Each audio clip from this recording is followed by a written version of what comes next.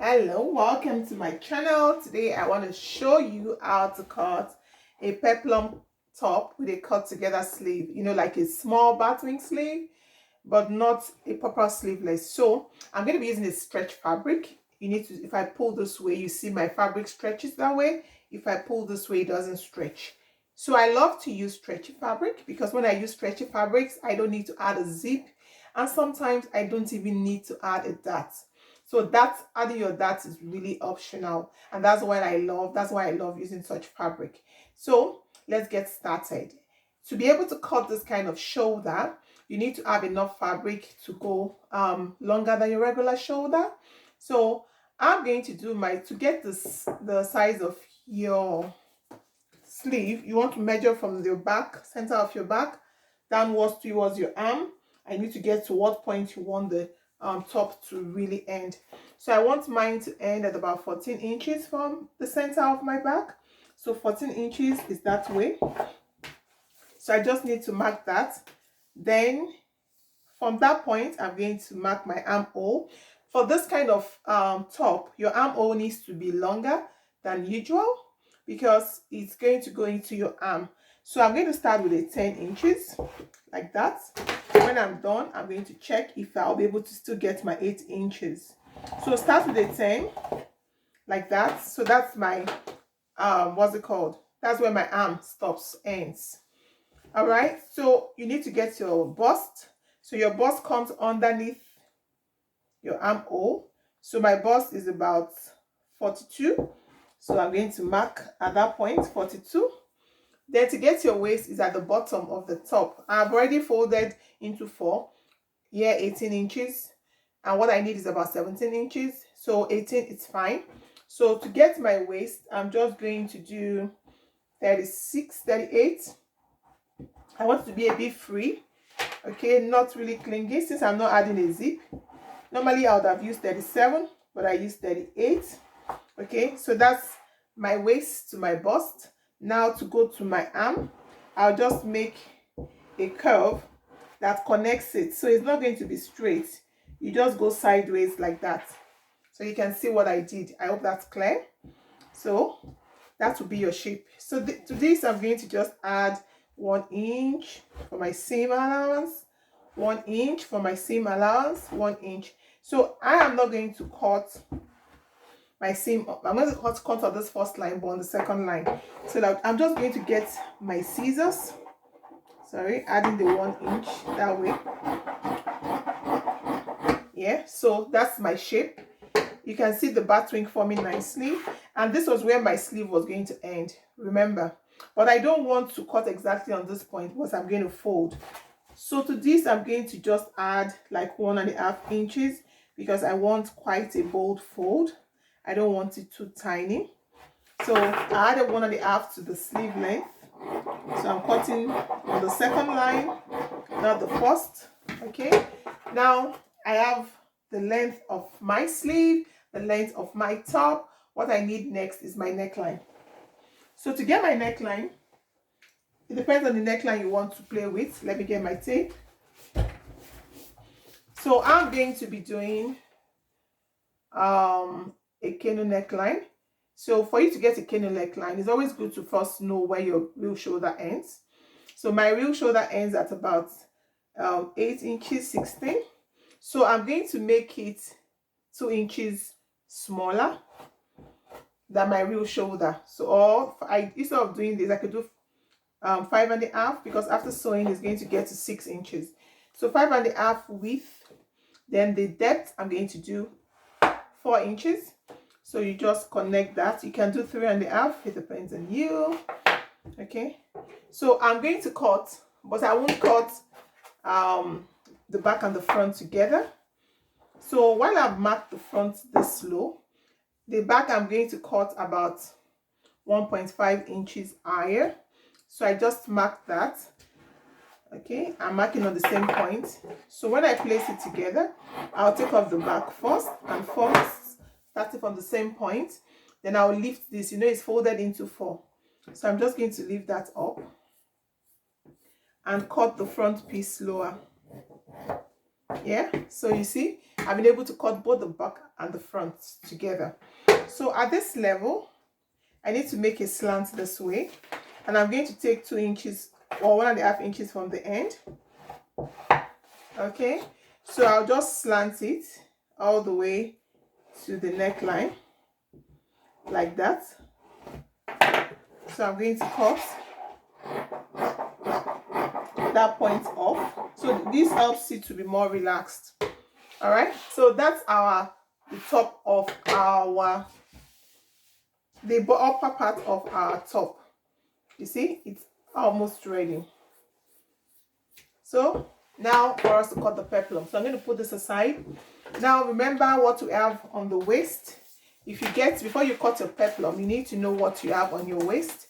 So on the waist here, if I measure all together, is about 10.5, which is 42 inches. So when cutting my flare, I need to remember that the circumference in total needs to be 42 inches. That is plus the allowance for the seam. This I'm going to add, not because I don't need to add this really. Okay, if you don't want to, you don't need to add this. But if you add this, it won't be obvious. There'll be no opening on this top, so it won't be obvious, so you may as well take it off. But if you want to leave the allowance just in case you add some weight, what you can do, cut it bigger, but as you fold in the flare, you're going to pleat it in, so that in case you need to expand it, you can open this up and open up the flare. So let's start cutting our flare. Remember, the length of this was 18 inches, but after sewing is going to be 17 inches, and I want my top to be 24 inches or 23 inches long. So 24 inches minus 17 gives us about 7 inches. So we need to take that into consideration. So 7 inches peplum is what we're going for. But you're not going to cut 7 inches. You're going to add at least 1 inch extra for your folding and 1 inch for your joining. So maybe 8 to 9 inches is what we need. So let me fold my flare. I'm going to cut the front flare first, then I'll cut the back. Okay, because we can't cut both together since it's going to be a 720. 720 times 2 divided by 2 is 360. So 360 in front, 360 behind. Now to get the circumference of our flare, we need to divide 42 by 2. That's 21. So we need 21 for the front flare. So how do we know how much where we're going to start cutting the 21 for? I'm just going to measure just to gauge first. I did 3 inches from the pointed side, and I'm going to just go round. When I put this around, what I get is 5.5. 5.5 times 4 gives me 22. So 22, and I needed 22 here, and 22 at the back is going to be 44. So it's a bit big because what I needed was 42. Okay, so 22. So I'm just going to cut it a little bit smaller than what I require, what I had marked earlier. So let me check now and see.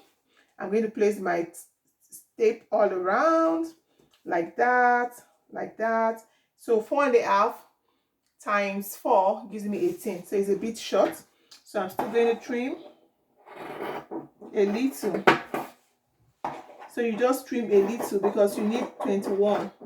So 5.25 is what we need to give us what the waist circumference. So I'm going to put this round again.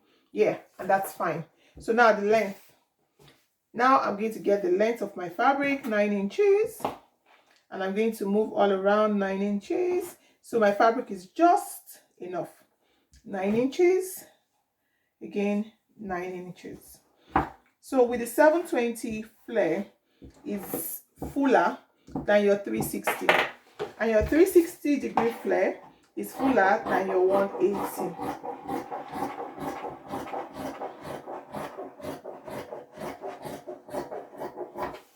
Yeah, so that's the flare. So we need to open this up. When you open it up, you see, so all this flare is going to be for the front piece alone. Now I'm going to fold again into 2 to get the back piece of my flare. So we need 2 360-degree flare, and that is what will give us a full flare, or a 720 degrees flare. So I'm just going to fold together, keep it back the way it was, okay, and I'm going to place this over the fold like a pattern. So you make sure what you folded is enough. So when I check it, I see I need to still push my fold. So I'm going to push the fold a little more.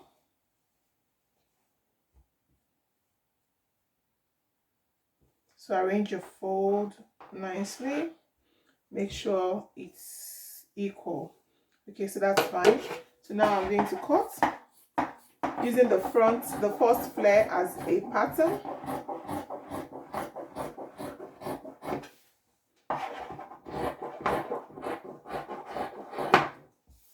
Okay, so I now have two flares. So I'm going to open this as well. So I'm going to add to my peplum. So one for the front piece and one for the back piece. So it's going to be really full.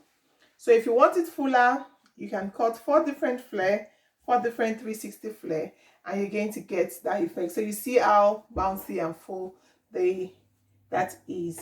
So we're going to get sewing. So you get your front piece like that, and all you need to do is go to the sewing machine, and we're going to stitch this flare into the top part to get our peplum top. Then once you fix the flare to the front piece and the back piece, you want to join the shoulder, get your bias trimming, pipe the neck, fold the hand, and yeah, your top is ready. So if you like my channel, don't forget to give a thumbs up or subscribe so that I can keep making more videos. Thank you for watching, and see you next time. Bye.